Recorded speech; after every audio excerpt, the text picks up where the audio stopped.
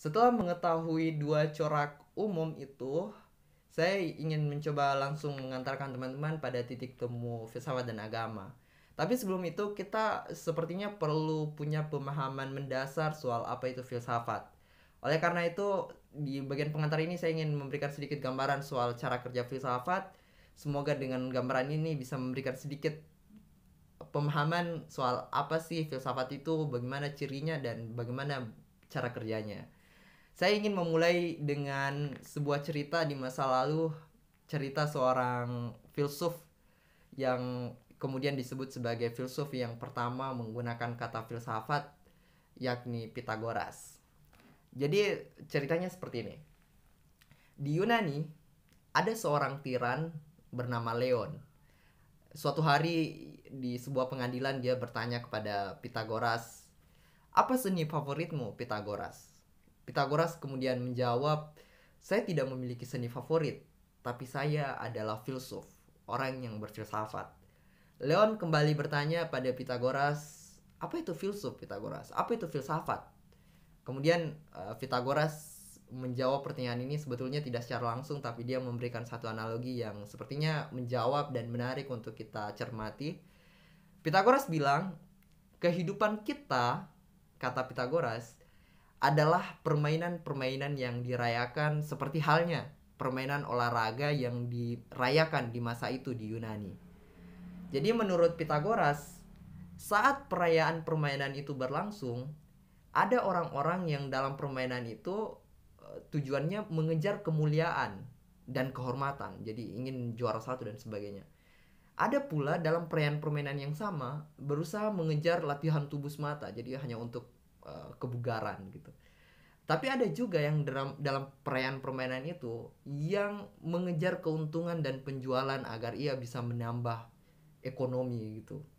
Tetapi menurut Pitagoras ada juga orang yang datang ke permainan itu yang datang sebagai penonton, tetapi bukan untuk bertepuk tangan, bukan pula untuk sebuah keuntungan, akan tetapi mereka datang untuk mengamati apa yang dilakukan orang-orang dalam permainan itu dan mengapa, dalam tanda kutip, mengapa mereka melakukan semua itu gitu.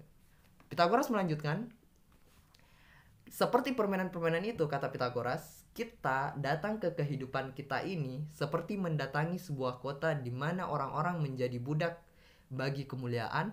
Jadi kita datang ke kehidupan ini, ada orang yang menjadi budak bagi kemuliaan, ada orang yang akan menjadi budak bagi uang, bahkan kata Pitagoras ada orang yang menjadi budak bagi tubuh mereka sendiri. Meski begitu, kata Pitagoras, ada orang yang datang tanpa pertimbangan atau tanpa memperhatikan hal-hal semacam itu, tetapi mereka benar-benar datang untuk melihat bagaimana permainan ini dilakukan dan bagaimana dan mengapa orang-orang melakukan hal-hal semacam ini. Orang-orang seperti inilah yang menyebut diri mereka belajar pada apa yang disebut oleh Pitagoras kebijaksanaan. Pekerjaan semacam itulah pekerjaanku, kata Pitagoras. Jadi dari cerita semacam itu, bahwa kita sebagai orang-orang yang berfilsafat atau para filsuf sebetulnya pekerjaan mereka atau cara kerja mereka hanya berusaha terus-menerus mempekerjakan akal pikiran mereka terhadap segala sesuatu di luar diri mereka di kehidupan sehari-hari. Termasuk misalnya dalam beragama. Jadi sebetulnya filsafat, orang-orang yang berfilsafat seperti teman-teman yang belajar filsafat, pekerjaannya hanyalah mempekerjakan akal pikiran termasuk dalam hal beragama. Seperti misalnya mempertanyakan iman, mempertanyakan ajaran agama, serta segala hal yang berkaitan dengannya gitu. Jadi tak ada cara lain untuk melakukan semua itu selain menggunakan akal pikiran kita gitu. Jadi tidak ada cara berfilsafat selain menggunakan pikiran, tidak ada cara lain. Sehingga pada titik tertentu filsafat punya asosiasi dengan orang-orang yang mendayagunakan akal pikiran mereka. Jadi kalau saya bilang filsafat atau orang yang berfilsafat berarti adalah orang-orang yang menggunakan akal pikiran mereka. Baik orang yang menganut suatu agama, punya kepercayaan terhadap agama, maupun yang tidak punya kepercayaan terhadap agama apapun.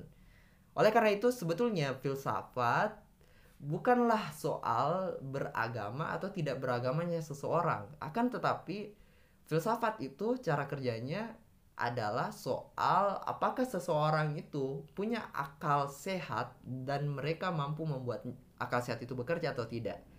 Soal itu, pernah juga suatu ketika ada seorang pemuda di Athena bertanya ke seorang filsuf namanya Socrates. Dia bertanya, apa itu filsafat, Socrates? Socrates menjawab, filsafat itu berpikir. Berpikir untuk tahu. Sedangkan kata Socrates, mengetahui itu adalah budi. Karena mengetahui adalah budi, maka menurut Socrates, barang siapa yang punya pengetahuan akan kebaikan, maka dengan sendirinya akan berbuat baik. Maka filsafat itu sebetulnya mencoba untuk mencari tahu segala hal yang sebetulnya punya arti dalam kehidupan kita, dan dengan begitu kita bisa menggunakan pengetahuan itu untuk melakukan apa yang terbaik di dalam kehidupan ini.